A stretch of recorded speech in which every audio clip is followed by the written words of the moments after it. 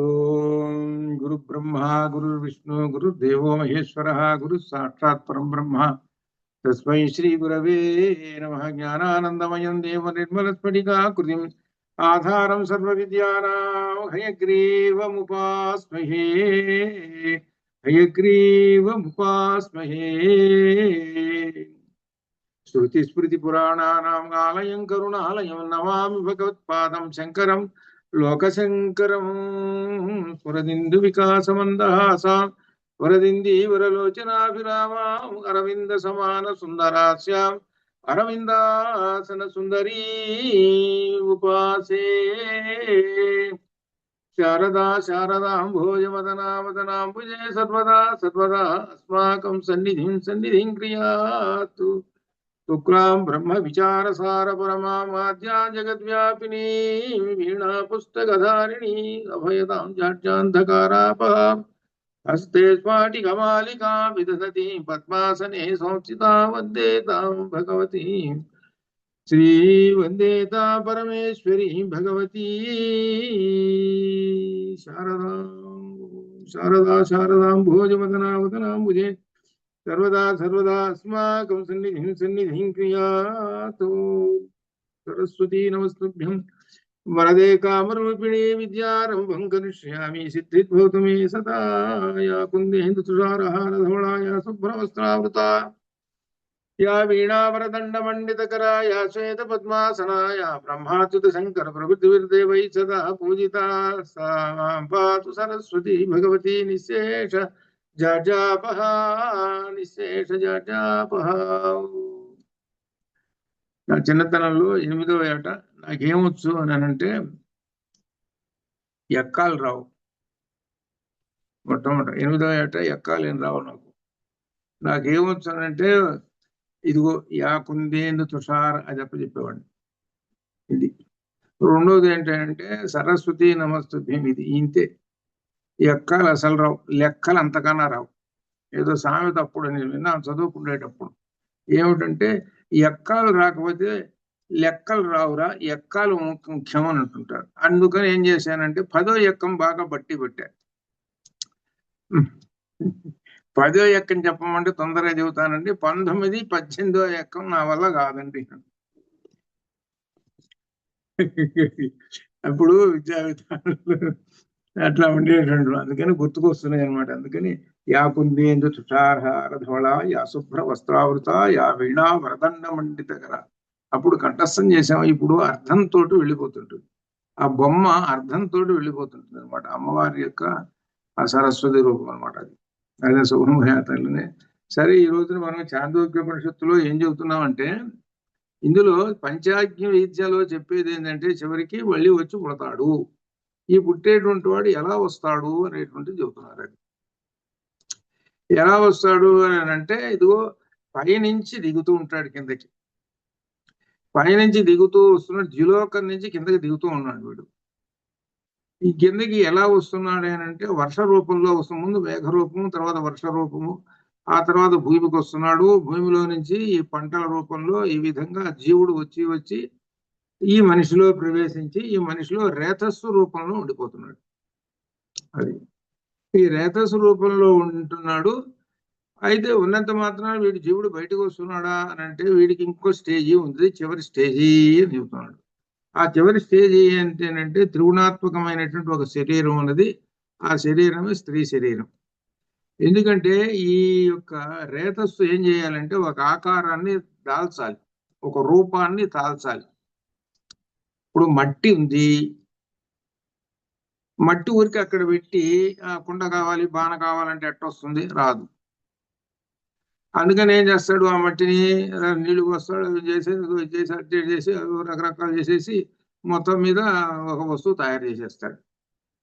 అంటే మూలం ఏం కావాలి? మూలమైనటువంటి ఒక వస్తువు ఉన్నది.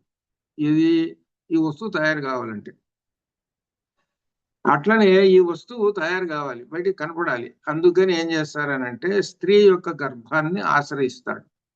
అది త్రిగుణాత్మకమైనటువంటి గర్భం. అది ఇక్కడ మట్టి అట్టేతను అట్లా అక్కడ ఆశ్రయించి అక్కడ రూపాన్ని పొందుతాడు. అక్కడ రూపాన్ని పొంది 9 నెలలు లేక 10 నెలల్లో రూపాన్ని పొంది బయటకు వచ్చేస్తాడు, జగత్తుకి బయటకు వచ్చేస్తాడు.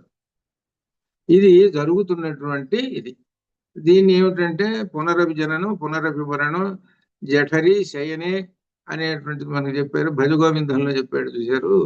అది జరుగుతూ ఉన్నది అని చెబుతున్నాడు. ఇది ఏది ఈ యజ్ఞం చేసేటువంటి వాడు యజ్ఞం ఏం చేస్తాడు, ఇదే పని చేస్తాడు. ఇది ఎవరు చేస్తున్నారు యజ్ఞం అని అంటే గృహస్థాశ్రమంలో గృహస్థు చేస్తున్నాడు, ఇది అర్థం. గృహస్థు చేస్తున్నాడు. సరే, ఆ తర్వాత గృహస్థు ఏమవుతాడు, గృహస్థాశ్రమం తర్వాత ఏం చేస్తాడు, అది ప్రశ్న ఇస్తున్నాడు. గృహస్థాశ్రమం అయిపోయిన తర్వాత ఆశ్రమం ఏమిటి, వానప్రస్థం. వానప్రస్థం అనమాట. వానప్రస్థంలో ఏమిటి ధర్మం అని అంటే బ్రహ్మజ్ఞానం సంపాదించుకోవటం ధర్మము, ఇది అర్థం. గృహస్థులో ఏం సంపాదించావని అంటే కర్మను సంపాదించావు. అనగా గృహస్థాశ్రమంలో కర్మిఠుడు అయినావు, కర్మిష్ఠి అయినావు. వానప్రస్థంలోకి వచ్చేటప్పటికి జ్ఞాని అవుతావు. ఇప్పుడు రెండు కలుస్తాయి. ఏంటి, ఉపాసన కర్మము రెండు కలుస్తాయి. వీడు కర్మ చేశాడు, వానప్రస్థంలో ఉపాసన అంటే జ్ఞానోపాసన కూడా చేశాడు, వానప్రస్థంలో చేసేసాడు. చేసేసిన తర్వాత వానప్రస్థం వైపు సన్యాసంలోకి వచ్చేసాడు. సన్యాసంలోకి వచ్చేసేటప్పటికి ఇక పూర్తిగా సన్యాసం చేసేసాడు, ఇక వెళ్ళిపోతాడు. ఇప్పుడు ప్రశ్న ఏమేశాడంటే ఆయన ప్రశ్న, ఈ జీవుడు వెళ్ళిపోతుంటాడు కదా, వెళ్ళిపోతుంటే ఒక చోట రెండు దారులు వస్తాయి, రెండు దారుల్లో నుంచి ఏ దారి ఆ ప్లేస్ ఏందో చెప్పు అని అన్నాడు. అది ఒకడు లెఫ్ట్కి పోతాడు, ఒకడు రైట్కి పోతాడు. మనం కారులో పోతుంటే లెఫ్ట్ పోయండి అటు వస్తుందండి, రైట్ పోతే ఇది వస్తుందండి అని చెబుతారు. ఏముంది, ఊరికే స్టీరింగ్ తిప్పటమేగా, ఊరికి తిప్పాడంటే అది దిక్కుని పడిపోతుంది ఆ ప్లేస్కి. అట్లనే ఆ ప్లేస్ ఏంటో చెప్పు అన్నాడు. తెలియదు అన్నాడు. ఇప్పుడు అది వస్తుంది. ఏమిటంటే ఇందులో ఇలా యజ్ఞం చేస్తూ గృహస్థాశ్రమంలో కర్మిఠుడైనటువంటి వాడు వానప్రస్థంలో బ్రహ్మజ్ఞాని గనక అయితే వాడు దేవయాన మార్గంలో వెళ్ళిపోతాడు. దేవయాన మార్గంలో ఎక్కడికి వెళ్ళిపోతాడు, పరబ్రహ్మంలోకి వెళ్ళిపోతాడు, మోక్షానికి వెళ్ళిపోతాడు. అయితే ఇక రెండో వాడు ఉన్నాడు. వాడేంటి, ఉపాసన లేదు వాడికి, ఎంతసేపటి కర్మ మాత్రమే చేస్తాడు, కర్మ మాత్రమే చేస్తాడు. ఈ కర్మలు ఎన్ని రకాలు ఉన్నాయంటే ఏమో కొంతకాలం యజ్ఞాలు చేస్తే చేస్తాడు, లేకపోతే లేదు. కానీ వాడు ఏం చేస్తాడంటే ఇష్టాపూర్తాలు చేస్తాడు. ఇష్టాపూర్తాలంటే అర్థం ఏమిటి, సప్త సంతానాములు అని ఒకటి ఉన్నది. పూర్వం ఏం చెప్పారనంటే మీరు యజ్ఞయాగాదాలు చేయలేరురా, మీరు ఈ మంత్రాలు పెట్టుకోవటం ఇదిగో ఈ విధంగా చేయటం ఇదంతా కుదరదు, ఇలా ఋత్విక్కులు పిలుచుకోవాలి, ఎంత కష్టం, కాబట్టి సులభోపాయం చెబుతున్నాం మీకు. వాటిని ఇష్టాపూర్తములు అంటారు. ఇష్ట అంటే అర్థం యజ్ఞమే, యజ్ఞంతో సమానం అనే అర్థం. ఇది ఏంటి ఈ పూర్తములు అని అంటే సప్త సంతానాలు 7. ఏమిటనమాట, ఒక కావ్యాన్ని రచింపజేయటం ఒకటి. పూర్వం ఏం చేసేవాళ్ళు రాజులు, ఆ మహాకవి గారిని, అయ్యా ఓ పుస్తకం రాయండి, భారతం రాయండి అని ఆయనకి ఏదో కొంత ధనం చేసేసి బహుమానం ఇచ్చేసేటప్పుడు ఆయన పుస్తకం రాస్తాడు. రాసి ఆ రాజుగారి పేరు రాస్తాడు. మొట్టమొదటి భారతం అట్లనే వచ్చింది. భారతం రాజరాజ నరేంద్రుడు నన్నయ్య భట్టుని, అయ్యా మా వంశ చరిత్ర అయినటువంటి చంద్రవంశం మాది, ఈ చంద్రవంశం వాళ్ళ యొక్క చరిత్ర అయినటువంటి ఈ పాండవుల యొక్క చరిత్ర, కౌరవ పాండవ మహాభారతాన్ని తెలుగులో రాయండి అని అన్నాడు. ఇక్కడ ఒక చారిత్రకమైన ఒక అంశం ఉంది. ఏమిటో తెలిసిన, ఈ రాజమండ్రిని పరిపాలించినటువంటి చాళుక్యులు అప్పుడు వాళ్ళు, ఆ చాళుక్యులుట వాళ్ళు శాసనాల్లో కూడా ఉన్నది. చాళుక్యులు ఏమిటంటే శాసనాలు అంటే ఈ చాళుక్యులు దుర్జయుని యొక్క వంశం వాళ్ళు అని. దుర్జయుడు అంటే ఎవరంటే దుర్యోధనుడు కొడుకు. ఈ దుర్యోధనుడు కొడుకు యుద్ధానికి రాలా, వాడి ఇంటి దగ్గర ఉన్నాడు. వీళ్ళందరూ యుద్ధం అంతా అయిపోయిన తర్వాత సరే కౌరవులందరూ పోయినారు. అందరూ పోయిన తర్వాత సరే రాజ్యం అంతా ధర్మరాజుకు వచ్చేసింది. అయితే ధర్మరాజు ఏం చేశాడంటే, వాడు కొడుకే కదా కాబట్టి వాడికి యువరాజుని చేస్తున్నానని ఈ దక్షిణ భారతదేశం వాడికి అప్పచెప్పేశాడు దుర్జయుడికి. ఈ దక్షిణ భారతదేశం అంతా దుర్జయుడిది. ఇది వాళ్ళ కౌరవుల్లో ఉన్నటువంటి వాడు. ఆ దుర్జయుడు ఎవరంటే చంద్రవంశం వాడు. అనగా కౌరవ పాండవులు ఏ వంశానికి చెందిన వాళ్ళు అంటే చంద్రవంశానికి చెందిన వాళ్ళు, సూర్యవంశం కాదు వాళ్ళది. సూర్యవంశం వాళ్ళు కూడా అప్పుడు భూమి మీద ఉన్నారు, రాజులు ఉన్నారు, కానీ పరిపాలించింది ఎవరు? చంద్రవంశం వాళ్ళు వీళ్ళు. అప్పుడు రాజరాజ నరేంద్రుడు అంటాడు, మా వంశం వాళ్ళ యొక్క చేత, అది ఆయన యొక్క స్వాభిమానం. మా వంశం అంటే కౌరవ పాండవులు ఉన్నారు, వాళ్ళ యొక్క చరిత్ర చెప్పేటువంటి భారతం రాయవయ్యా అని రాజరాజ నరేంద్రుడు ఆ నన్నయ్య భట్టు గారికి తాంబూలం ఇచ్చి ఆయనకి నందంపూడి అనేటువంటి అగ్రహారాన్ని దానం చేసేసాడు. అప్పుడు ఆ నందంపూడి అనేటువంటి, అక్కడ నందంపూడి అనే చోట ఈ దాన శాసనం ఉన్నది. అక్కడ నందపూడే రాజమండ్రి దగ్గర ఉన్నటువంటి వేంగి అనేది, చిరవేగి పెదవేగి అనేటువంటి మనకు రాజమండ్రి ఏరియా ఉన్నటువంటి వాళ్ళకి తెలుస్తుంది. అక్కడ వాళ్ళ యొక్క వేంగి చాళుక్యులు అంటారు వాళ్ళని, అదనమాట. అలా ఆ విధంగా ఒక పుస్తకాన్ని రచింపజేయటం అనేటువంటిది ఒక కార్యక్రమం. అలానే ఒక వివాహం చేయటం, వివాహం అంటే పెళ్లి కొడుకు పెళ్లి కూతురు వాళ్ళకి ఏదో కొంత ధనాన్ని చేకూర్చడం, ఇటువంటివి అనమాట. ఇది అలా అనమాట వివాహం చేయటం.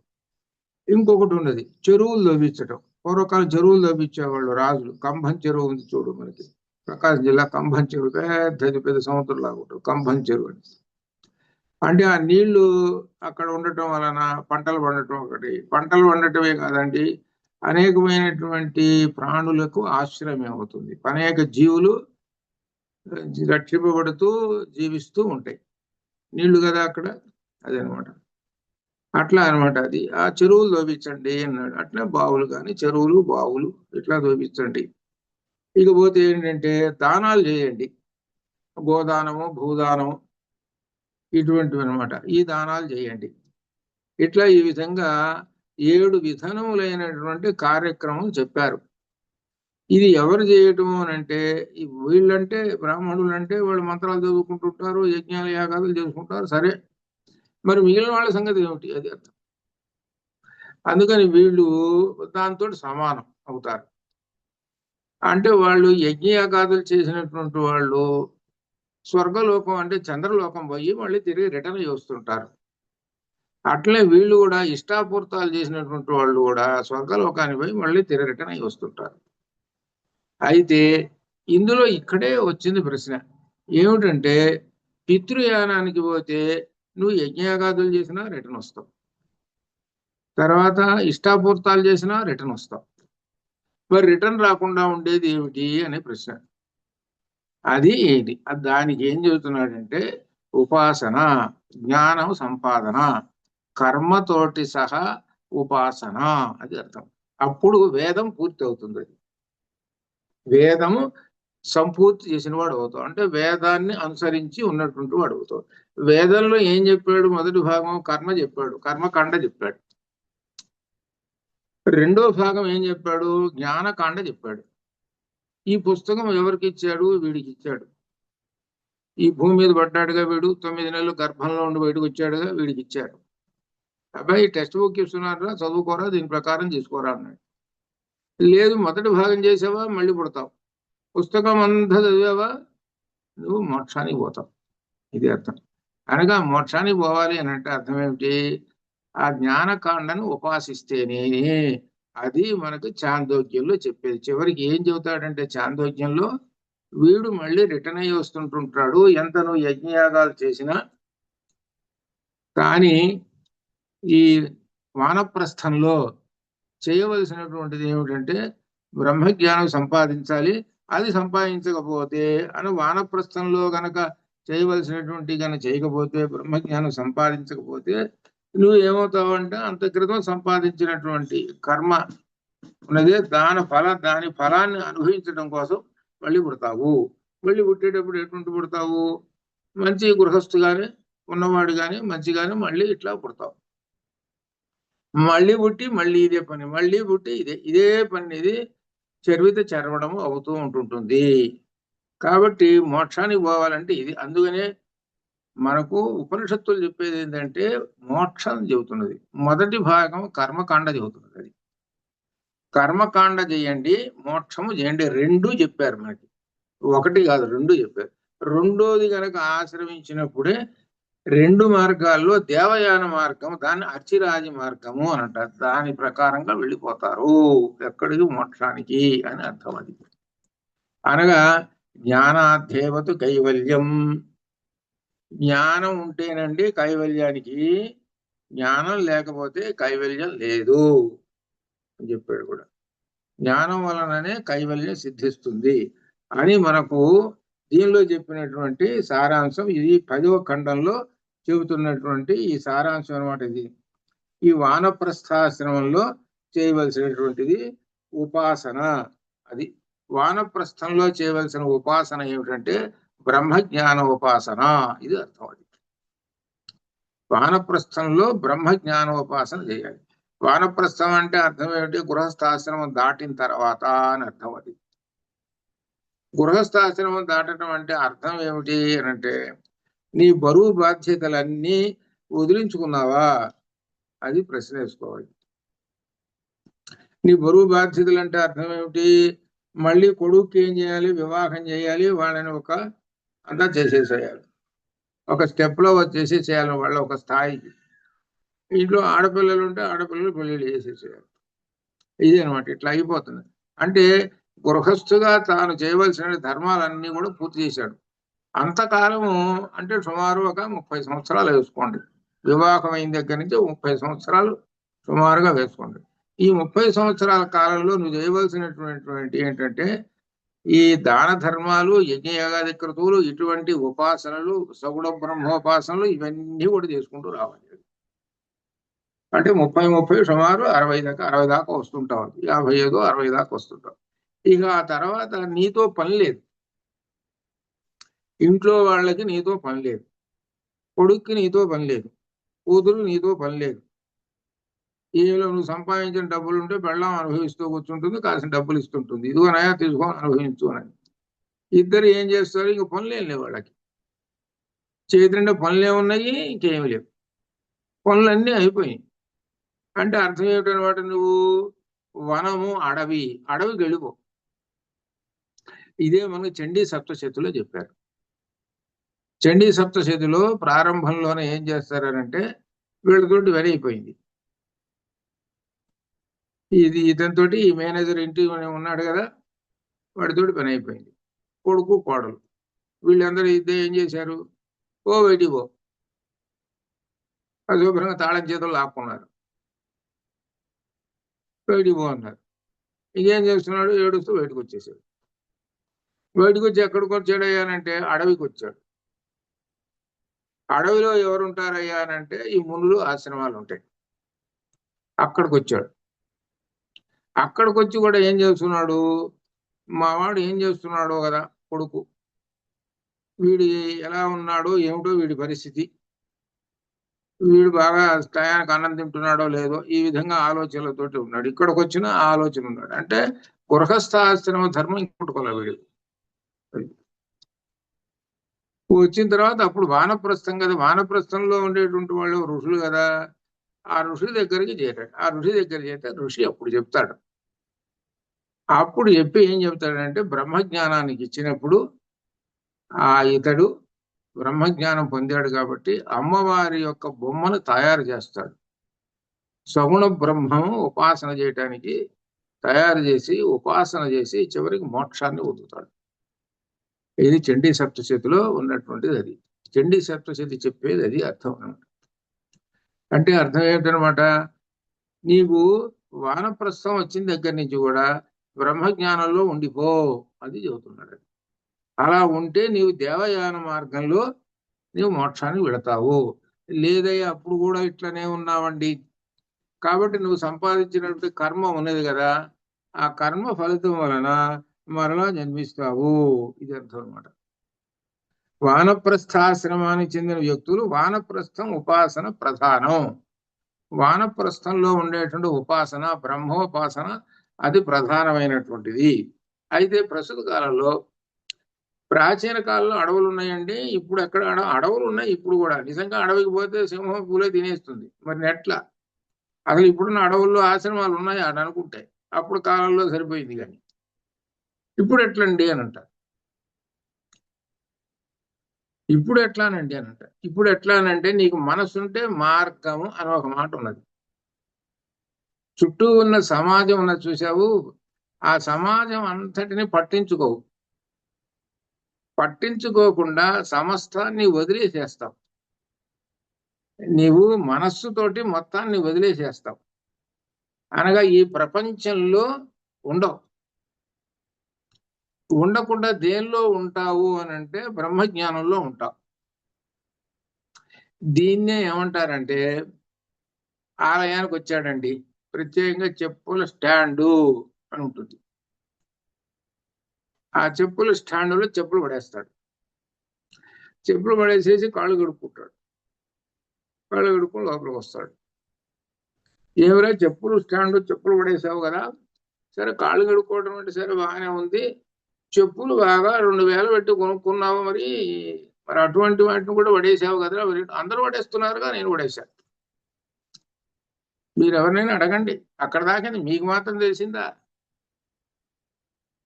చెప్పుల స్టాండ్లో చెప్పులు ఎందుకు అక్కడ పడేస్తాము? చెప్పులు తోటి బాగుంటాయి ఆలయంలో. అదే మామూలుగా ఇతర మతస్థులు, ఏవో కులాలు, రకరకాల వాళ్ళు ఉన్నారనుకోండి, వాళ్ళు బూట్లు అని అంటాం మనం, బూట్లు, షూ అంటుంటారు. వాళ్ళు వేసుకొని పోతారు. వాళ్ళకేం తప్పు లేదు, వాళ్ళకి అలవాటు అది. అట్లా మనం వదిలేసిపోతాం. ఎందుకు వదిలేసిపోతాము అని అంటే, ఈ చెప్పులు వేసుకొని ప్రపంచం అంతా తిరుగుతుంటాం. చెప్పులు లేని తిరగలేము. చెప్పులు లేకుండా బయటికి పోయినామా, ఇంకేముంది, కాళ్ళకు గుచ్చుకుంటాయి, చెప్పే పనే లేదు.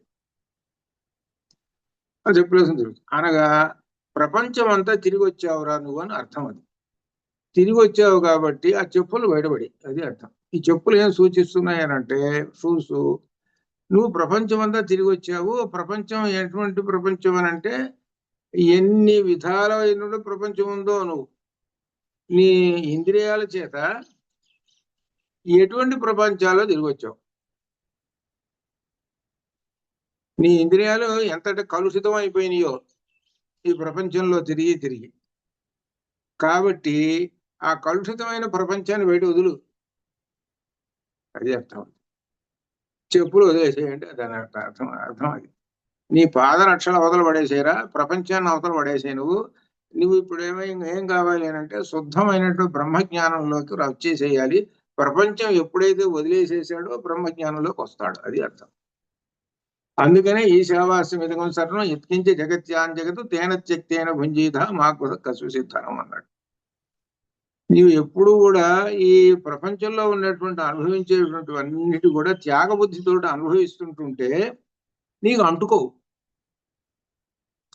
త్యాగబుద్ధితోటి అనుభవిస్తుంటే నీకే అనుభవం. బ్రహ్మణ్యాధాయ కర్మాణి సంగం త్యక్వా కరోతి లిప్పితేన స్వాపేన పద్మపత్ర నివాంభస. నువ్వు ఈ ప్రపంచంలో తిరుగుతూ అంతా కూడా నువ్వు ఎలా ఉండాలంటే, తామరాకు మీద నీటి బొట్టు వలె ఉండాలి. అలా ఉన్నావా? మరి తామరాకు వలె నీటి బొట్టు వలె ఉన్నావా? అలా ఉండాల. దానిలో మింగిలైపోయినావు, ఈ ప్రపంచంలో మింగిలైపోయినావు. కళ్ళతోటి చూస్తున్నావు ఆనందాన్ని, పలువురితో కూడా అనుభవిస్తున్నావు. ఆ చెవులు ఉన్నాయి, చెవులతో కూడా అనుభవిస్తూ ఉన్నావు. ఎట్లా? ఈ విధంగా. కాబట్టి వీటన్నిటిని కూడా వదిలేసేసి అప్పుడు బ్రహ్మజ్ఞానం అనేటువంటిది ఒక ప్లేస్ ఒకటి ఉన్నది, ఒక చోట, అది దేవాలయం.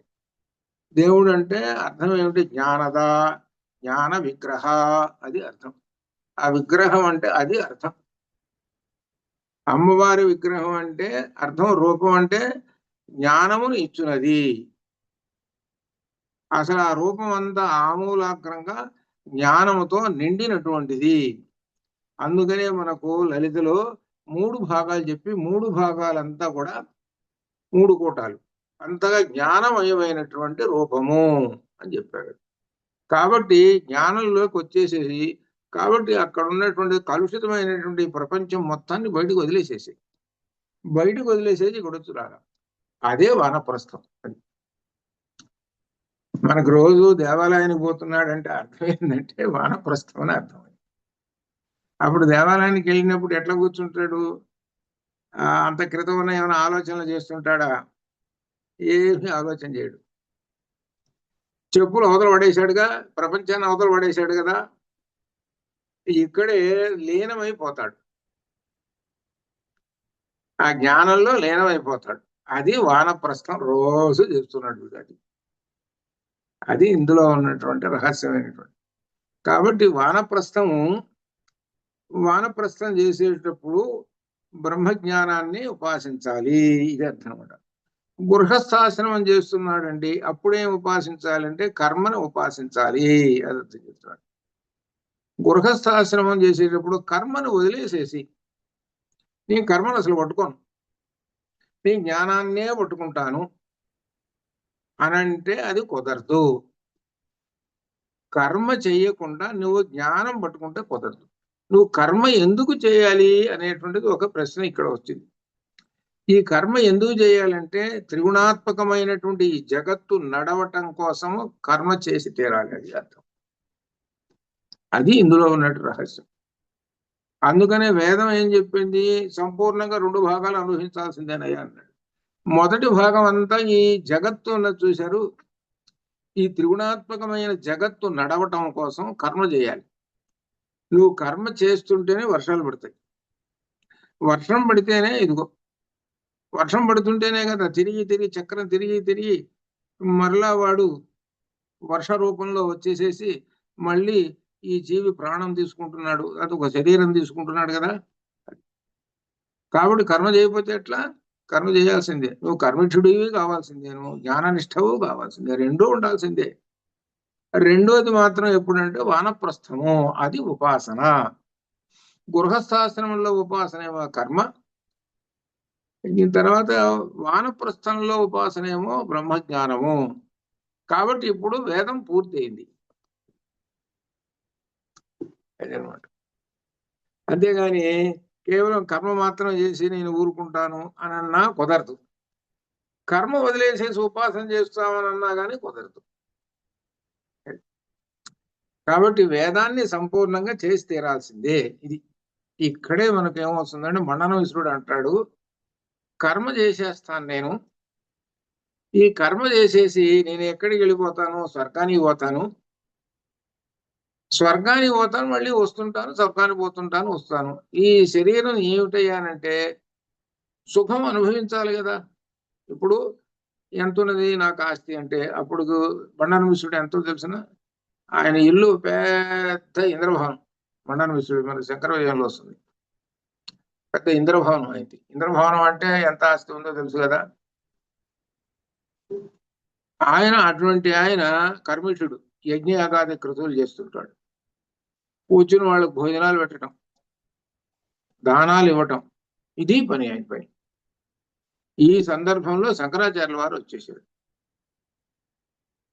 శంకరాచార్యుల వారు వచ్చేసేసి ఏం చెప్పాడంటే, నువ్వు ఇంతవరకు చేస్తున్నావయ్యా కర్మిష్ఠుడివి, జ్ఞానకాండ సంగతి ఏమిటి అనే దగ్గర అక్కడ వచ్చింది వీళ్ళిద్దరికి వాదం. అక్కడ వచ్చేటప్పటికల్లా మండన విశ్రుడు అంటాడు, ఈ బ్రహ్మజ్ఞానం ఉన్నటువంటి ఉపనిషత్తులు ఉన్నాయే, ఆ ఉపనిషత్తులు అనేటువంటివి ఏం చెబుతున్నాయి అని అంటే పరమాత్మ మోక్షాన్ని చెప్పడం లేదండి అంటాడు. అది అంత ద్వైతం చెప్పేస్తున్నాయి అని అంటాడు. ఈయన వాటన్నిటిని ఖండిస్తాడు. సరే, చివరికి అంతా కూడా అదే మనకు దీనిలో రేపు వచ్చే వారం నుంచి ఆ ముఖ్యమైనటువంటి విషయం తత్వమసి మొదలు పెడతాను. ఆ తత్వమసి కనుక అయితే అసలు ఈ చాందోగ్యం చదివినందుకు అది మెయిన్ అసలు అనమాట. ఆ తత్వమసి తోటి ఆ శంకరులు ఆ ద్వైత మతాన్ని ఖండించేసేసి ఆ మండన విశ్రుణ్ణి తన శిష్యుడిగా చేసుకొని ఇప్పుడున్న శృంగేరికి మొట్టమొదటి ఆచార్యుడు. ఇప్పుడున్న శృంగేరికి మనకి మొట్టమొదటి ఆచార్యుడు ఎవరంటే మండన విశ్రుడు. అంటే ఆయన పేరు సురేశ్వరాచార్యుడు. అది అనగా సన్యాసం తీసుకున్నప్పుడు పేరు మారుతుంది కాబట్టి ఆయన పేరు సురేశ్వరాచార్యుడు. అది అనమాట. అట్లా అనమాట. అది ఇప్పుడు ఎందుకు చెప్పుకుంటున్నామనంటే వీటి యొక్క మూలం చివరికి ఎక్కడికి పోతుంది అని అంటే శంకర విజయంలోకి లేక బ్రహ్మసూత్రాల్లోకి వెళ్ళిపోతుంది. అది అట్లా అనమాట. అది అందుకని కాబట్టి ఇక్కడ చెబుతున్నటువంటి ఇది అంతా చెప్పింది నేను వీటి యొక్క సారాంశం 10వ ఖండం యొక్క సారాంశం అంతా దీనిలో వచ్చినటువంటిది. కాబట్టి ఆ దేవయాన మార్గంలో వెళ్ళేటువంటి వాడు ఉన్నాడే అతన్ని ఆ మోక్షానికి వెళుతుంటాడే ఆ వెళుతున్నటువంటి వాడిని ఒక దేవత వచ్చి తీసుకొని పోతుంది. ఆ దేవతే దీనిలో చెప్పాడు అనమాట. ఏమిటంటే మానవుడు అమానవుడు అనేటువంటి ఒక పురుషుడు వచ్చి తీసుకొని వెళ్ళిపోతాడు అనగా ఆ పరమాత్మకి తీసుకొని వెళ్ళిపోతాడు అనగా సత్యలోకాన్ని తీసుకొని పోతాడు అని చెబుతున్నారు. ఇదంతా ఎవరు చేసేది అంటే ఈ ఉపాసన చేసినటువంటి వాళ్ళకి అని అర్థం. ఇంకొకళ్ళు ఉన్నారు ఇవన్నీ ఏం సంబంధం లేదు. మహర్షి ఉన్నాడు అనుకోండి, ఆయన యజ్ఞయాగాది కృతులు లేవు, దానాలు లేవు, ధర్మాలు లేవు, ఏమీ లేవు. ఆయన ఎవరంటే నిర్గుణ బ్రహ్మోపాసకుడు. అది ఆయన నిర్గుణ బ్రహ్మోపాసకుడు. నిర్గుణ బ్రహ్మం అసలు నిర్గుణ అంటే ఒక రకంగా చెప్పాలంటే అవధూతలు, సన్యాసి. మొత్తం వదిలేసినటువంటి సన్యాసం కూడా లాస్ట్ స్టేజ్ అనమాట. అదనమాట అవధూత. ఆయన సరాసరిగా జీవన్ముక్తి, ఇది అర్థం.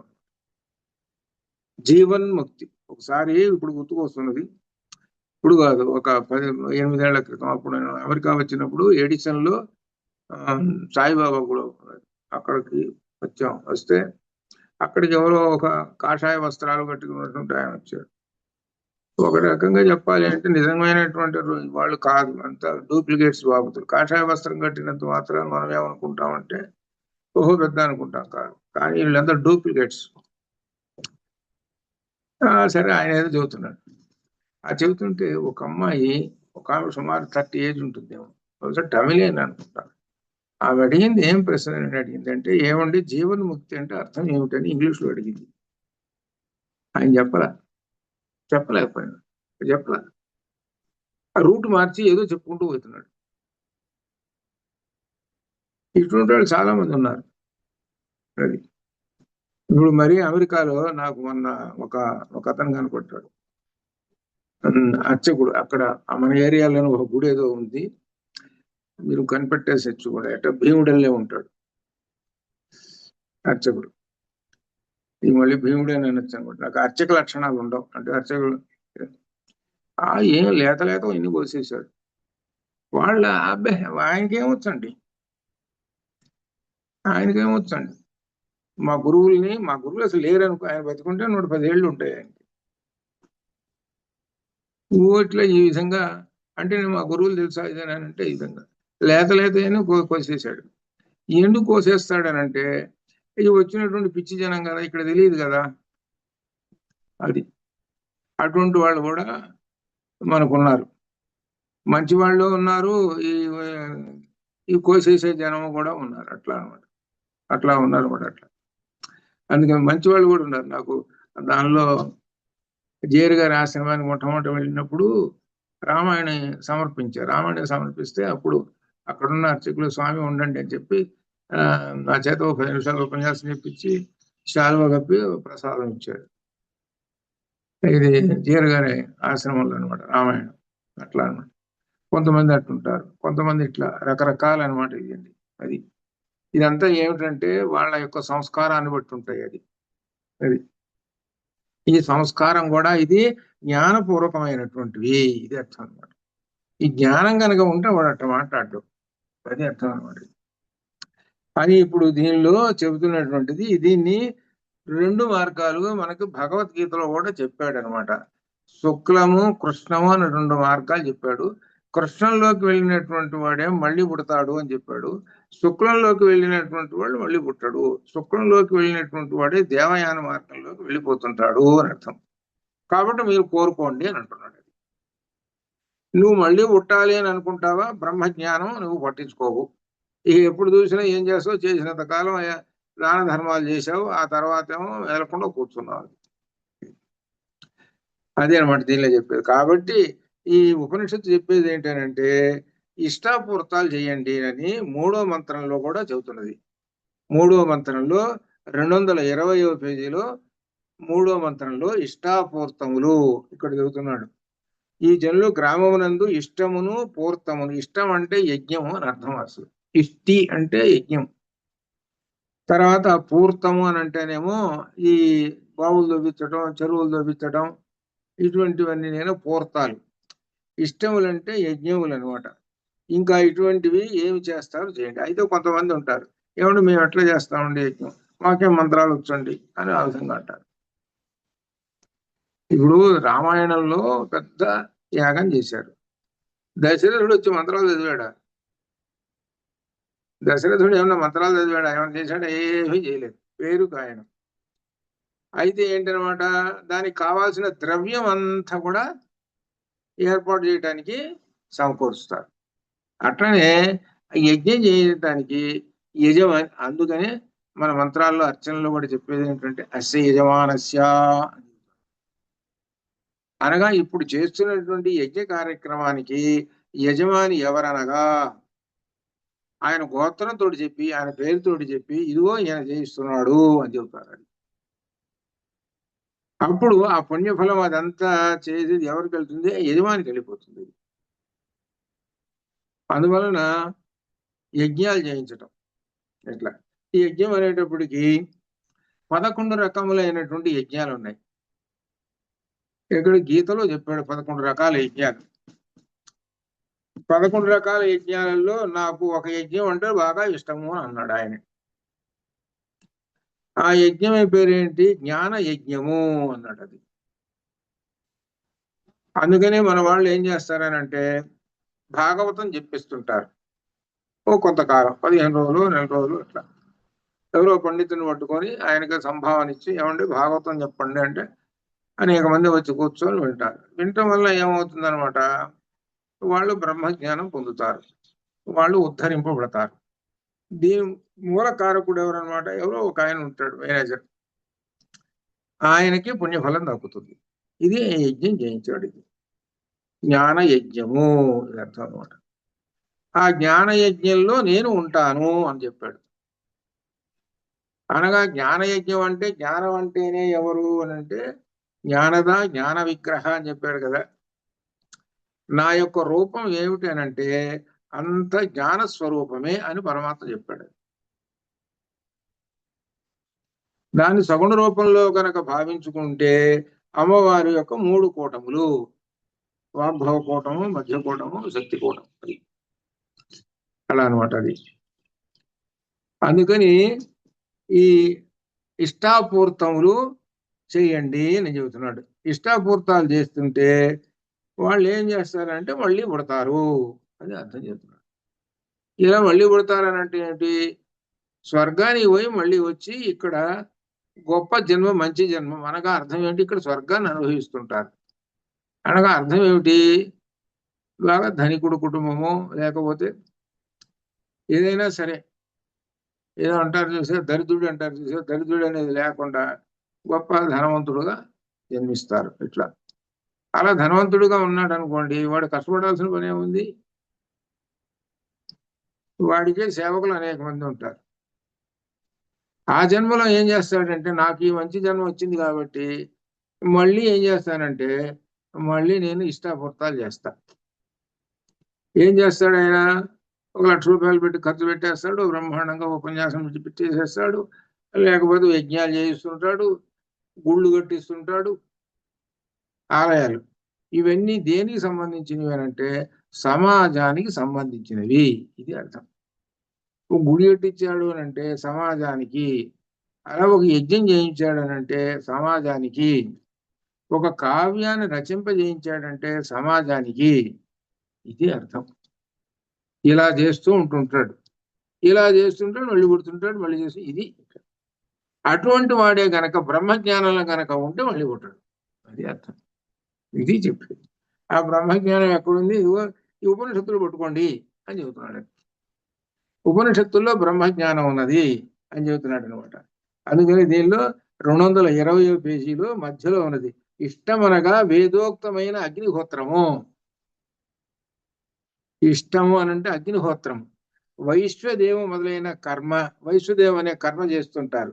ఇదంతా ఏమిటనమాట, అగ్నికి సంబంధించినటువంటి. పూర్తం అనగా దిగుడు బావులు, నూతులు, చెరువులు ఇవన్నీ తవ్వించడం, సత్రాలు కట్టించడం, చలివేంద్రములు పెట్టించడం మొదలైన సేవా కార్యక్రమం. అయితే ప్రస్తుతం మాత్రం చలివేంద్రాలు ఉన్నాయి, ఎండాకాలం కనబడుతుంటాయి మనకి. ఎండాకాలం చలివేంద్రాలు కనబడుతుంటాయి, ఎండాకాలం అయిపోగానే మాయమైపోతాయి. కానీ కొంతవరకు నయమే కదా. అంటే ఇష్టాపూర్తాల్లో ఒక భాగాన్ని చేస్తున్నాడు అని ఇంకా చెబుతున్నాడంటే చలివేంద్ర పెట్టిస్తున్నాడు. ఇంకా ఇవన్నీ సేవా కార్యక్రమాలు. దత్తం అనగా యజ్ఞ సందర్భం కాకుండా శక్తిని మెచ్చకుండా యోగ్యులైన వారికి ధనమును పంచి ఇచ్చుట. ఇది మన ఇందులో కూడా వచ్చింది, ఇది భగవద్గీతలో కూడా. పాత్రదానము, అపాత్రదానం. పాత్రదానం ఇచ్చామనుకో, ఆ ధనము ఇస్తే వాడు సద్వినియోగం చేసుకుంటాడు, అందువల్ల మనకు పుణ్యం వస్తుంది. నీవు పాత్ర తెలియకుండా ఇచ్చావు, అపాత్రుడికి ఇచ్చావు, ఇస్తే వాడు ఆ ధనంతో దుర్వినియోగం అంటే సంఘానికి వ్యతిరేకమైన కార్యక్రమాలు చేయొచ్చు, లేకపోతే తాను చెప్పుకోకూడదు, మకారత్రయం, ఇటువంటి వాటికి కూడా ఉపయోగించుకోవచ్చు. ఒక చోట చూసామన్నమాట, మనకు దానాలు ఇస్తారు కదా, ఇప్పుడు సందర్భంలో 10వ రోజు సందర్భాల్లో దానాలు ఇస్తుంటారు. మినిమం 100 రూపాయలు, కనీసం 100 రూపాయలు అని పెట్టి దానం ఇస్తుంటారు. దానాలు తీసుకోవడానికి వస్తుంటారు. ముఖ్యంగా నువ్వుల దానం తొందరగా తీసుకోరు, కానీ వాళ్ళు డబ్బులు ఎక్కువ పెడితే తీసుకుంటారు. అది 500 పెడితే తీసుకుంటారు, నువ్వులు పెట్టి 500 పెడితే తీసుకుంటారు. సరే ఏం చేశారు, సరే ఇప్పుడు గుర్తొస్తుంది నాకు, ఇప్పుడు సుమారు 14 ఏళ్ళ 12 ఏళ్ల క్రితం, 10-12 గదవాళ్ళు. సరే ఇచ్చేసి ఉప్పు కూడా దానం ఇస్తారు, ఎట్లా అనమాట. ఇవన్నీ ఇచ్చేసిందా తీసుకున్నాం, అయిపోయింది. ఆ బజార్కి వెళ్ళి మేము అటు కృష్ణ రోడ్డుకి అటు వెళ్ళాం. అటు వెళ్ళిన తర్వాత తీసుకున్నవాడు ఉన్నాడే, వాడు మద్యం సేవించి శుభ్రంగా దొరుకుతున్నాడు. ఆ బ్యాచ్కి ఉన్నారు. పైకి ఏంటంటే డ్రెస్ బాగా ఉంటుంది, ఏం అనుమాన పడాల్సిన పనే లేదు. అట్లనే అక్కడ ఉన్నంతసేపు సేవించకుండా ఉన్నాడే అన్నంతసేపు కూడా మనిషేవాడు. సేవించాడు అనుకోండి దేవత అయిపోతాడు. మరి స్వర సేవించేది ఎవరు, స్వరాలు సేవించేది దేవతలు కదా సేవించేది. అదేనమాట. అలా ఉన్నటువంటి, అందుకని మనం ఇచ్చేది కనుక ఆ పాత్ర దానం కనుక ఇచ్చామా ఆ పుణ్యం ఏదో లభిస్తుంది. ఆ పాత్ర దానం ఇచ్చామా పుణ్యం లభించకపోగా మనం జడగొట్టాము, ఇంకా అసలు మనకే ఇంకా లేని పోయి పాపం వస్తుంది. అందుకని గీతలో కూడా చెప్పాడు పాత్ర దానము అని చెప్పాడు. పాత్రను ఎరిగి ఇవ్వాలి. అటువంటి పాత్ర కనుక దొరికాడు అని అంటే నీకు పుణ్యం వచ్చినట్టే. అది అదే అనమాట. నీకు పాత్ర దొరకాలి అంటే నీ దగ్గర ఏముండాలి, నీ దగ్గర ఓ బ్యాటరీ ఉంటే, లైట్ జ్ఞాన శక్తి జ్ఞాన దీపం కనుక ఉంటే అప్పుడు ఆ పాత్ర ఎందుకు సరైనది దొరుకుతుంది, లేకపోతే దొరకదు. నీకే జ్ఞాన దీపంలో బ్యాటరీ లేదు కదా, నీకు ఎంతసేపటికి ఏంటంటే పని చేసుకొని వదిలించుకొని పోదాం అని కూర్చుంటే అప్పుడు ఎట్లా. అది అందుకని పాత్ర ఎరిగి దానం చెయ్యి అని కూడా మనకు చెప్పారు. అది అందుకని ఇక్కడ యోగ్యులైన వారికి ధనమును పంచి ఇచ్చుట, అది అర్థం. యోగ్యులైన పూర్వకాలం రాజుల కాలంలో ఏం చేసేవాళ్ళు అంటే మంచి కవి, మంచి పండితుడు ప్లస్ కవి అయినటువంటి ఎవరు దిక్కుతారా అని ఎదురు చూస్తుంటారు. ఎవరు దిక్కుతారా అని ఎదురు చూస్తుంటారు. ఆయన బలానా చిక్కాడు అనుకోండి, అమ్మాయి చిక్కాడండి, ఏమండి మీకు ఒక ఊరు దానం చేసేస్తున్నానండి, ఒక పుస్తకం రాసి ఆ పుస్తకంలో నా పేరు పెట్టండి అని అంటాడు. అనేటప్పటికి సరే వీళ్ళు కూడా అట్లా రెడీ ఉంటారు. అటువంటి కవి దొరికాడు. ఆ కవి పేరు ఏమిటంటే శ్రీనాథుడు. ఆ కవి పేరు శ్రీనాథుడు. ఆ శ్రీనాథుడు దొరికాడు రెడ్డిరాజులకి. ఈ రెడ్డిరాజులు దొరికాడు, రెడ్డిరాజుల దగ్గర చేరాడు, శుభ్రంగా సుఖాలన్నీ అనుభవిస్తున్నాడు. బంగారు పళ్ళెల్లో అన్నం తిన్నాడు, బంగారు ప్లేట్లో అన్నం తిన్నాడు. అట్లా అనమాట. పుస్తకాలు ఒక 10 పుస్తకాలు రాశాడు. ఒక్క పుస్తకం కూడా దేవుడికి అంకితం ఇయ్యలే. మహాపండితుడు ఒక్క పుస్తకం కూడా దేవుడికి అంకితం ఇవ్వలేదు. వాళ్ళు ఇచ్చినటువంటివన్నీ కూడా ఎప్పటికప్పుడు తీసుకుంటూనే ఉన్నాడు ఆయన. వాళ్ళు ఏదో బట్టలు ఇచ్చారనుకో, వస్త్రాలు అవి తీసుకోవటం, ఇవి ఏవైతే ఇస్తున్నా అవన్నీ తీసుకున్నాడు. సరే, బాగానే ఉంది. చివరికి ఆయన ఏమైనాడు అనంటే, ఏ కవి చనిపోయినటువంటి దుర్గతి అయినటువంటి దుర్గము నరకం అనుభవిస్తూ చచ్చిపోయినాడు. ఏ కవి పొందలేదు. తాను ఉన్నప్పుడు ఉన్నటువంటి రెడ్డి రాజులు ఎవరైతే ఉన్నా వాళ్ళందరూ పోయినారు. రెడ్డి రాజులు ఉన్నంతకాలం ఒక ఊపు ఊగాడు. కొత్త వాళ్ళు వచ్చారు. వచ్చేటప్పటికి వాళ్ళు ఈయనకి పన్ను కట్టవయ్యా అని అన్నారు. పొలాన్ని పన్ను కట్టమంటే ఏమన్నా, నాకు డబ్బులు లేవు, పంట అంతా అయిపోయింది. పంట అయిపోయింది, ఇంకేం చేసేది? సరే, పన్ను కట్టకపోతే శిక్ష ఉంది, శిక్ష అనుభవించు అని చెప్పి, ఆ రోజులో శిక్షలు ఎట్లా ఉండేవనంటే రకరకాల శిక్షలు. ఆ ఊరు మధ్యలో ఒక రాయి ఉంటుంది, గుండ్రటి గోలికే రాగా ఒక రాయి, 100 కిలోలో 50 కిలోలో ఉంటుంది. అది భుజాన్ని పెడతారు. భుజాన్ని పెట్టి నడువు ఊరంతా తింటారు. శిక్ష నీకు. అట్లా చేశారు. ఆ పద్యం కూడా ఉన్నది, శ్రీనివాసుడు యొక్క పద్యం దానిలో కూడా ఉంది. నగర వాకిట నుండు నల్లగుండు ఆ పెడతారనమాట. ఆ భుజ వీపు మీద పెట్టి నడవనేది. అప్పుడు శ్రీనాథుడు అమరపురికి, ఆ శ్రీనాథుడు ఎక్కడ స్వర్గానికి పోతున్నాడు అని పద్యం చెబుతున్నాడు. కాశికా విశ్వేశు కలశ వీరారెడ్డి రత్నాంబరంపులే రాయుడిచ్చు రంభగూడు తనుకు రాయ రాగుతుండు కస్తూరికే రాజు ప్రస్తుతింతూ అని ఆ విధంగా తన సుఖాలన్నీ చెప్పుకున్నాడు. సుఖాలన్నీ విషయ సుఖాలే, ఇంకేం లేదు. పుస్తకాలు రాయటం, అంకితం ఇవ్వటం, వీటిని ఇదే పని. చివరికి ఏమైనాడు అని అంటే నరకం అనుభవించాడు. దీనికి ఆపోజిట్ పోతన గారు. ఇప్పుడు 2 విశేషాలు కనబడుతున్నాయి మనకి ఇక్కడ. ఏమిటి? నిష్కామ కర్మ అవతల కనబడుతున్నది, ఇక్కడ సకామ కర్మ కనబడుతున్నది. ఈయన ఇంద్రియ విషయాలు, ఇంద్రియ లోలుడయ్యి శ్రీనివాసుడు చివరికి అనుభవించాడు. దీనికి వ్యతిరేకం ఈయన. ఎవరు? పోతన గారు. పోతన గారు రాసిన భాగవతం అంతా ఏమున్నది? దానిలో అంతా ఉపనిషత్తు ఉంది. పోతన గారి భాగవతంలో ఉన్నది ఉపనిషత్తు ఉన్నది, అంటే బ్రహ్మజ్ఞానం ఉంది. ఆ బ్రహ్మజ్ఞానం పట్టుకున్నటువంటి వాడు ఆయన. దానికి వ్యతిరేకం ఈయన. ఈయన పండితుడే. అది ఎందుకు చెప్పుకుంటున్నామనంటే, ఇలా ఉన్నటువంటి వాళ్ళందరూ కూడా ఏమైనారు? ఈ సుఖాలు, ఇవన్నీ ఇంద్రియ విషయ సుఖాలు ఇట్లా అనుభవించినటువంటి వాళ్ళందరూ కూడా నరకమే అనుభవిస్తారు అని అర్థం. కానీ ఇష్టాపూర్తాలు ఏమైనా చేశారా? ఏం చేయలేదుగా. ఏం చేయలేదు కదా. శ్రీనాథుడు ఏం చేశాడు? ఎంతసేపుడు సంపాదించుకోవడం, తింటాం. పోతన గారు ఏం చేశాడు? ఎంతసేపుడికి రాజులు అడిగారు, అయ్యా భాగవతం రాశావు కదా, మాకు ఇవ్వండి అయ్యా అన్నారు. నేను అమ్మనుజేశ్వరాధములకిచ్చి అన్నాడు. 2 అర్థాలు వస్తాయి. ఆ రాజులకు నేను పుస్తకం అమ్మను అని ఒక అర్థం. రెండో అర్థం, ఆ మనుజేశ్వరాధములు, ఆ రాజులు అనేటువంటి రాజాధములకు ఈ పుస్తకం ఇస్తానా? ఈ పుస్తకం అంటే సరస్వతీదేవి కాళ్ళని బంధించి కట్టేసి, కూలిసూత్రుడు కట్టేసి తీసుకొచ్చి నీ ముందు కాళ్ళ ముందు పడేయటం. అర్థం నేను తెలిసిన సరస్వతీదేవిని కట్టేసి నీ కాళ్ళ ముందు పడేయాలన్నా మేము? అది అంటే కవులందరూ ఆ పని చేశారు. అప్పుడు అలవాటట. అలసాని పెద్దను కూడా అదేగా చేసింది. అలసాని పెద్దను ఆ పని చేశాడు కాబట్టి ఆయనకి పెద్దనపాడు అనేటువంటి ఊరిని రాయల వారు దానం చేశాడు. అది కర్నూలు డిస్ట్రిక్ట్ లో ఉంది. ఇప్పుడు కూడా ఆ ఊరి పేరుతోటి ఉంది. అట్లా అనమాట. ఇంకా ఉన్నది అనమాట. ఇంకా ఏంటంటే చెప్పేది, మనం అనుకునేది, ఇంతటి ఉన్నటువంటి వాళ్ళు, మహాపండితులైనటువంటి వాళ్ళు కూడా బ్రహ్మజ్ఞానం యొక్క దృష్టి ఒకవేళ తెలిసినా కానీ ఉపాసన చేయకుండా ఉన్నారు.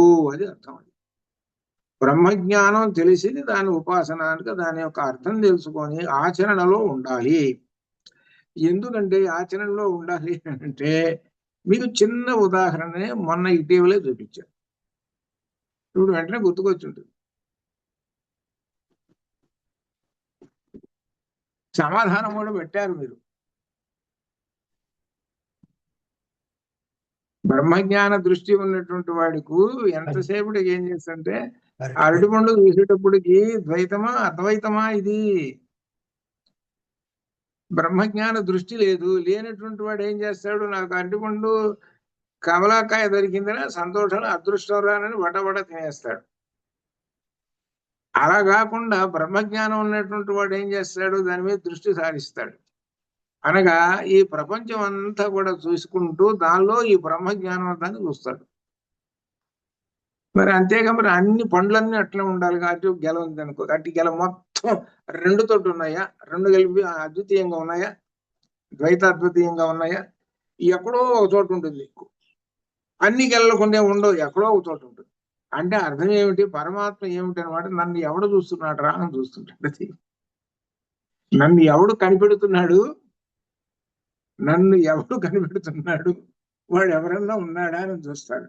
కనిపెట్టాడు అనుకోటి, ఆ కనబడితే అప్పుడు అమ్మయ్య, అప్పుడు ఆ పరమాత్మ అనుకుంటాడు అనమాట, నా దారిలో ఉన్నాడు రా వీడు అని. అది అర్థం. అది ఆ ఉద్దేశం. అట్లా ఉద్దేశంతో వెంటనే గుర్తుపడతాడు. అది అట్లా చేసినటువంటి వాడు సమాజంలో తిరుగుతూనే ఉంటుంటాడు. మిగిలినటువంటి వాళ్ళందరూ ఎవరు గుర్తుపట్టలేరు వీడిని. వీడు మాత్రం బ్రహ్మజ్ఞానంలో ఉంటాడు. మిగిలిన జనం ఎవరు గుర్తుపట్టలేరు. వీడు బ్రహ్మజ్ఞాన సంపన్నుడు అనేటువంటిది. అందుకని అది ఆచరణ అనేటువంటి దాని అర్థం. అది ఊరికి ఈ పుస్తకంలో ఉన్నది చదివి అక్కడ పడేసి అవతల పడేసిపోతే ఆ చదివాం కదా అనేటువంటిది కాదు. ఏమిటనంటే ఈ విధంగా ఒక ఆలోచన శక్తి అనేటువంటిది కూడా చదువుకున్న దానికి ఉండాలి. అది గొప్ప విశేషం. అయితే ఒక చిన్న ఉదాహరణ చూపించాను, అంతే, ఇంకేం లేదు. అది ఉపాసన, ఆచరణ అదనమాట. కాబట్టి ధనం ఎవరికి ఇవ్వాలి అని అంటే, పాత్ర ఎరిగి ధనం ఇవ్వండి అని కూడా ఇందులో చెబుతున్నాడు అనమాట. పాత్ర ఎరిగి ధనం ఇవ్వండి అని చెబుతున్నాడు. దత్తం అనగా యజ్ఞ సందర్భం కాకుండా శక్తిని పెంచకుండా యోగ్యులైన వారు. యజ్ఞంలో ఎటు కూడా ఇస్తావు, యజ్ఞం కాకుండా మిగిలిన సందర్భాల్లో కూడా ధనాన్ని ఇస్తుంటావు. ఈ విధంగా సేవను చేయటము, ఆపదలోనున్న వారిని కాపాడటం ఇత్యాదులు ఎవరైతే ఉపాసిస్తారో ఇతి అనే పదం వలన తెలుస్తున్నది అని యువతి ఈ ప్రకారంగా ఉపాసన లేని కారణముగా ఇలా ఉండాలి. ఇలా లేనటువంటి వాళ్ళ సంగతి చెబుతున్నాడు. దానం అనేది అసలు లేనే లేదండి అసలు వీడి జన్మలో. ఒకటి, ఆ దానం కూడా ఏమిటనంటే పాత్ర దానం అనేది అంతకన్నా లేదు. అటువంటి వాడు ఉన్నాడనమాట. ఏమిటనమాట వాడు ఉపాసన లేని కారణంగా ధూమాభిమానియు దేవతను పొందిదరు. ఆ దేవతచే కొనిబడిన రాత్రి నుండి కృష్ణాభిమాన దేవత కృష్ణపక్షము. ఈ విధంగా 6 మాసాలు అయితే సూర్యుడు దక్షిణం వైపు పయనించును. ఆ విధంగా దక్షిణాయనములకు అభిమానులకు దేవతలను పొందిదరు. 6 మాసములు దేవతల గుంపుగా సంచరించెదరు గాన వారి విషయములో మాసాన్ అనే బహువచన శబ్దం ప్రయోగించబడినది. ప్రకృతమునందలి ఈ కర్మఠులు సంవత్సరాభిమాని దేవతను పొందరు. సంవత్సరాభిమాన దేవతని పొందేది ఎవరు? దేవయాన మార్గంలో పొందేటువంటి వాళ్ళు పొందుతారు అని చెబుతున్నాడు. ఇటువంటి వాళ్ళందరూ కూడా కృష్ణపక్షము అనేటువంటి 6 నెలల కాలంలోకి వెళ్ళిపోతుంటారు. అనగా దక్షిణాయనంలో వెళ్ళిపోయి వీళ్ళు మరలా పుడుతుంటుంటారు, రకరకములైనటువంటి శరీరాలు తీసుకుంటుంటారు అని చెబుతూ ఇందులో 221వ పేజీలో దక్షిణ ఉత్తరాయణములు 2 ఒకే సంవత్సరమునకు అవయవాలు. అంతే కదా, రైట్ హ్యాండ్ లెఫ్ట్ హ్యాండ్, 2 చేతులు. వాటిలో అచ్చిరాది మార్గం నందు పయనించువారు ఉత్తరాయణ మాసముల నుండి అవయవి యొక్క సంవత్సరమును పొందిదరు అని చెప్పబడినది. అవయవి ఎవరంటే సంవత్సరము. ఆ సంవత్సరానికి 2 మార్గములు, ఒకటి దక్షిణాయనము, 2 ఉత్తరాయణము. ఇదనమాట. దీనివల్ల దక్షిణ మార్గమునందు కూడా కేవల కర్మఠులు సంవత్సరమునకు అవయవములను దక్షిణాయన మాసములను పొందేదరని శృతి చెబుతూ ఉన్నది. కాబట్టి వారు వాటికి అవనీయమగు సంవత్సరమును కూడా ఇదివరలో వలనే పొందవచ్చును అనే ప్రసక్తి ఉన్నది. అందువలనే వీరు సంవత్సరమును పొందరు అని చెప్పి శృతి వారు సంవత్సరమును పొందుటకు నిరాకరించినది. అంటే ఎవరు? అటువంటి వాళ్ళు ధూమంలోకి వెళ్ళినటువంటి వాళ్ళు అని చెబుతూ, మాసముల నుండి పితృలోకము నుండి ఆకాశము నుండి చంద్రుని పొందిదరు. ఎవరు?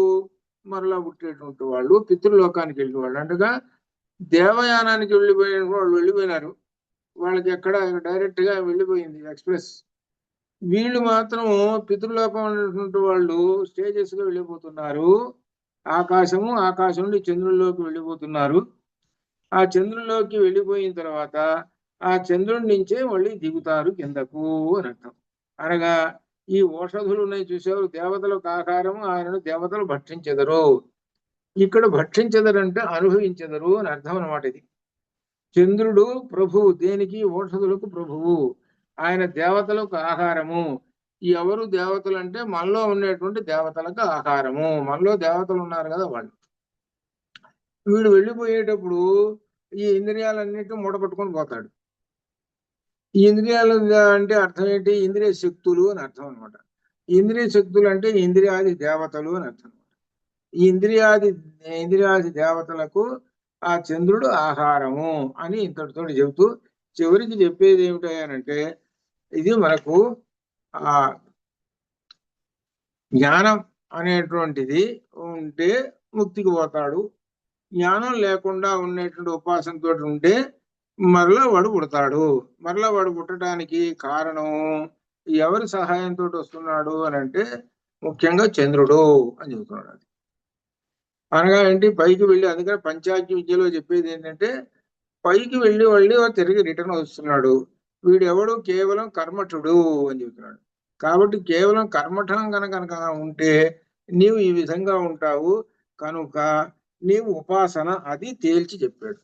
ఆ ఉపాసన అనేటువంటిది వానప్రస్థాశ్రమంలో చేయదగినటువంటిది. ఉపాసన మాత్రం వదిలిపెట్టవద్దు అని చెబుతున్నాడు. ఇదే మనకు ఇందులో కూడా ఈ శంకర విజయంలో కానీ బ్రహ్మసూత్ర భాష్యంలో కానీ వీటిల్లో చెప్పేది ఏంటంటే రెండు చెబుతున్నారు. వేదాన్ని సంపూర్ణంగా అనుభవించి తీరాల్సిందే, ఆచరించి తీరాల్సిందే. అది అర్థం. ఎవరు? ఈ గృహస్థుకి. సన్యాసికి అని అంటాం అనుకో, సన్యాసికి అక్కర్లేదు. అదే మనకు ఫలాధ్యాయంలో వస్తుంది. సన్యాసి అంటే ఇప్పుడు సన్యాసి అంటే ఇప్పుడు శంకర మఠం, శృంగేరి మఠం ఇటువంటి ఉన్నాయి అనుకో, వాళ్ళు సన్యాసులు. వాళ్ళు యజ్ఞయాగాది కర్తృత్వ జంజాలు ఉండవు వాళ్ళకి. జంజం కూడా ఉండదు. జంజం ఉంటుంది అనుకోండి. జంజం అంటే అర్థం ఏంటి? జంజానికి ఇంకో పేరేంటి?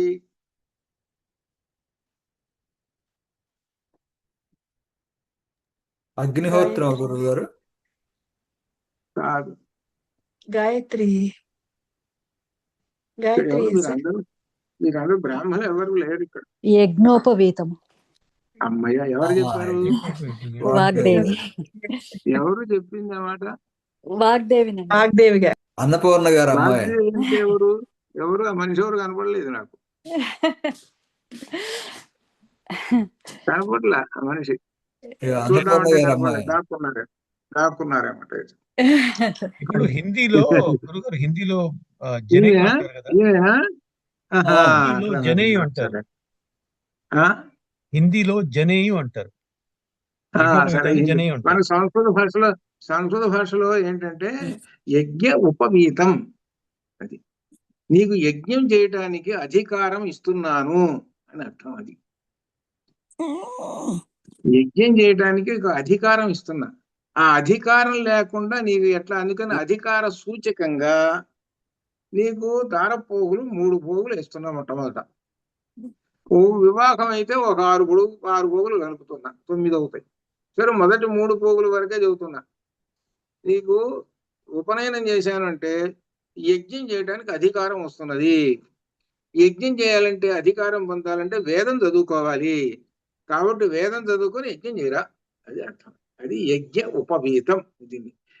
ఇదేనమాట. ఇది అసలు ఆ శబ్దం యొక్క అర్థం. అందుకని యజ్ఞోపవీత ధారణ. మనకు ఇవి వస్తుంటాయి కదా కొన్ని సందర్భాలు. ఏమిటంటే దక్షిణాయనం వచ్చినప్పుడు ఇవి ఉన్నాయి కదా, ఏది గ్రహణాలు, కొన్ని సందర్భాలు. అలానే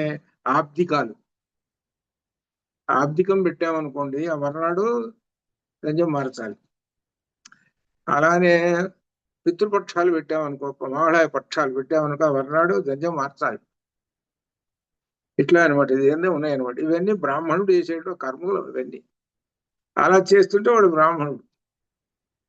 ఇది అర్థం అనమాట. యజ్ఞోపవీతం పరమం పదం ప్రజాపతేరే సహజం పురస్తాత్ ఆయుష్యమిత్రం ప్రతిమంచి శుభ్రం యజ్ఞోపవీతం బలమస్తు తేజ. అది అనమాట. శుభం భయాత్. అట్లనే రేపు వచ్చి సోమవారం నుంచి తత్వమసి అసలు ఏమిటంటే తత్వమసి కోసమే ఈ చాందోగ్యం. ఈ తత్వమసి ఉంటేనే మనకు ఆ బ్రహ్మసూత్రం కానీ ఇది శంకర విజయం కానీ మొత్తం తత్వమసితోటి నిండిపోతుంది అది. అందుకని రేపు సోమవారం నుంచి ఈసారి వచ్చేటప్పుడు తత్వమసి వస్తుంటుంది. అక్కడి నుంచి ప్రత్యేకంగా మనం చదువుకుందాం. ఆ తర్వాత సంగతి మనం చూద్దాం. అట్లా ఈ విధంగా చెప్పుకుంటూ పోతే మళ్ళీ బృహదారణ్యకం ఉంది. ఇవన్నీ అయిపోయేటప్పుడు మనం మొదలు పెట్టేటప్పుడు వచ్చే సంవత్సరం అవుతుంది. ఏది బ్రహ్మసూత్రం. అట్లా అనమాట. ఇది ఎంతటి ఇంపార్టెన్స్ చాందోగ్యం బృహదారణ్యకం అంత ఇంపార్టెన్స్. రెండు సమానంగా వస్తాయి అట్లమాట. అంతవరకు శోభం భయాత్వం పూర్ణమదః పూర్ణమిదం పూర్ణాత్ పూర్ణముదచ్యతే పూర్ణస్య పూర్ణమాదాయ పూర్ణమేవావశిష్యతే అస్తు మా సత్యమయ త్వం సోమా జ్యోతిర్గమృత్యోర్మామృతంగమయ. ఓం శాంతి శోభం భయాతు.